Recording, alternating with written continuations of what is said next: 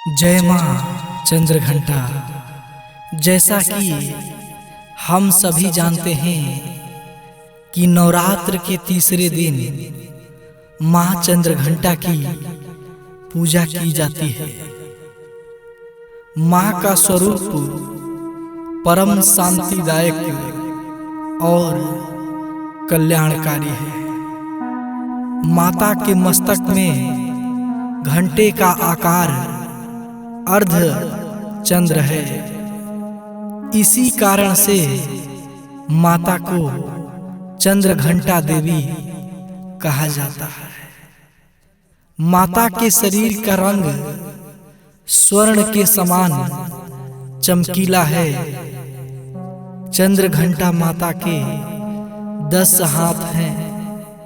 इनके 10 हाथों में खड्ग यानी शस्त्र तथा बाण आदि अस्त्र विभूषित है। माता का वाहन सिंह है। माता की मुद्रा युद्ध के लिए उद्यत रहने की होती है।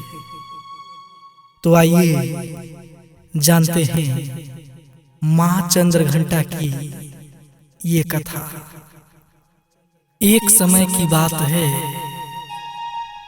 जब देवताओं और असुरों के बीच लंबे समय तक युद्ध चला।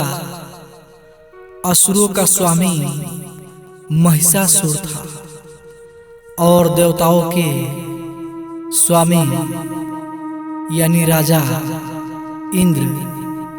महिषासुर ने देवताओं पर विजय प्राप्त कर इंद्र का सिंहासन हासिल कर लिया और स्वर्गलोक पर राज करने लगा।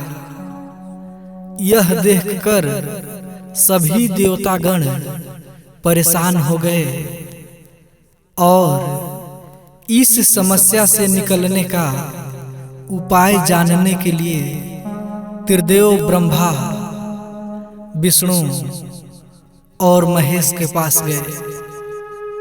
देवताओं ने बताया कि महिषासुर ने इंद्र, चंद्र, सूर्य, वायु और अन्य देवताओं के सभी अधिकार छीन लिए हैं और उन्हें बंधक बनाकर स्वयं स्वर्गलोकों का राजा बन गया है। देवताओं ने बताया कि महिषासुर के अत्याचार के कारण अब देवतागण पृथ्वी पर विचरण कर रहे हैं और स्वर्ग में उनके लिए स्थान नहीं है। यह सुनकर ब्रह्मा, विष्णु और भगवान शंकर को अत्यधिक क्रोध आया। क्रोध के कारण तीनों के मुख से ऊर्जा उत्पन्न हुई। देवगणों के शरीर से निकली ऊर्जा भी उस ऊर्जा में जाकर शामिल हो गई। यह 10 दिशाओं में व्याप्त होने लगी। तभी वहां एक देवी का अवतरण हुआ। भगवान शंकर ने देवी को त्रिशूल और भगवान विष्णु ने चक्र प्रदान किया। इसी प्रकार अन्य देवी देवताओं ने भी माता के हाथों में अस्त्र शस्त्र सजा दिए। इंद्र ने भी अपना वज्र और ऐरावत हाथी से उतरकर 1 घंटा दिया। सूर्य ने अपना तेज और तलवार दिया और सवारी के लिए शेर दिया। देवी अब महिषासुर से युद्ध के लिए पूरी तरह से तैयार थी। उनका विशालकाय रूप देखकर महिषासुर यह समझ गया कि अब उसका काल आ गया है।